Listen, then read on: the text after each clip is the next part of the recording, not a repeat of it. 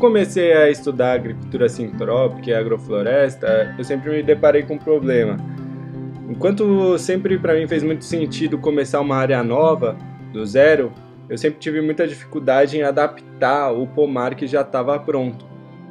Então, quando você olha para os principais conceitos da agricultura sintrópica e da agrofloresta, você vê 3 pontos principais, que é a estratificação, a sucessão e as podas.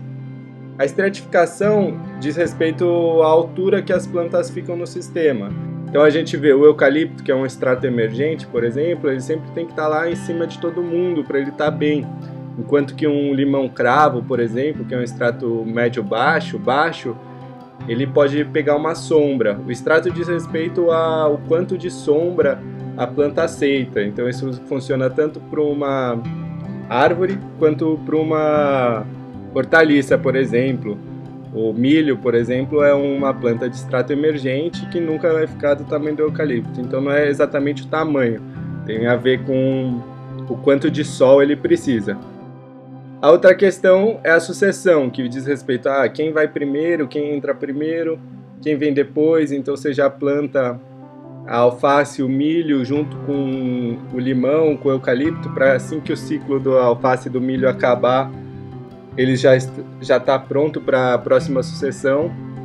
E tudo isso faz muito sentido e funciona bem, mas é muito difícil de adaptar no pomar.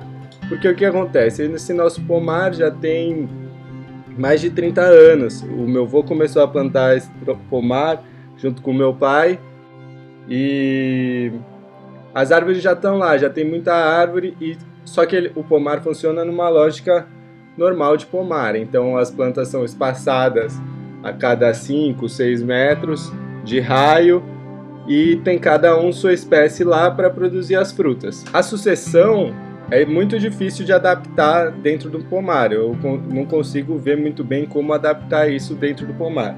A estratificação é legal, porque em vez de deixar as plantas a cada 4, 5 metros, que seria um espaçamento normal de pomar, você vai reduzindo esse espaço pensando nos estratos. Então, voltando à história do limão, o limão aceita uma sombra, então eu posso deixar ele mais perto de um abacate, por exemplo, que é um extrato alto.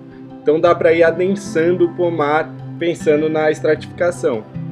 E daí sobra a poda, que é um pouco que eu quero falar nesse vídeo.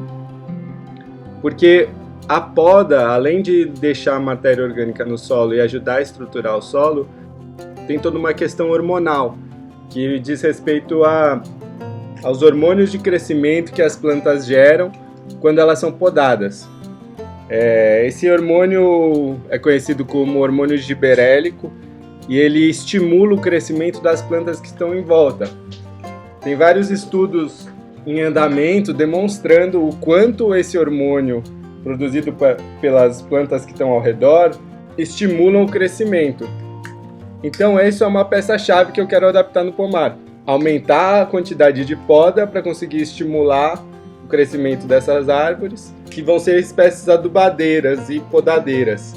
Ou seja, a cada espaço vazio que eu tenho, eu vou entrar com algumas espécies só para essa função, para que elas sejam material de poda, que elas liberem hormônio de crescimento e que elas fiquem intercaladas entre as minhas espécies de interesse e conseguir ter mais matéria orgânica no local. Para isso que eu estou fazendo é plantando várias espécies. Então para isso eu vou usar o eucalipto em alguns lugares, o feijão guandu, o feijão de porco e o margaridão. Eu ainda estou pensando em algumas outras espécies, estou querendo adicionar mais algumas de flor também, que podem ter esses dois papéis, mas eu ainda não comecei essa etapa.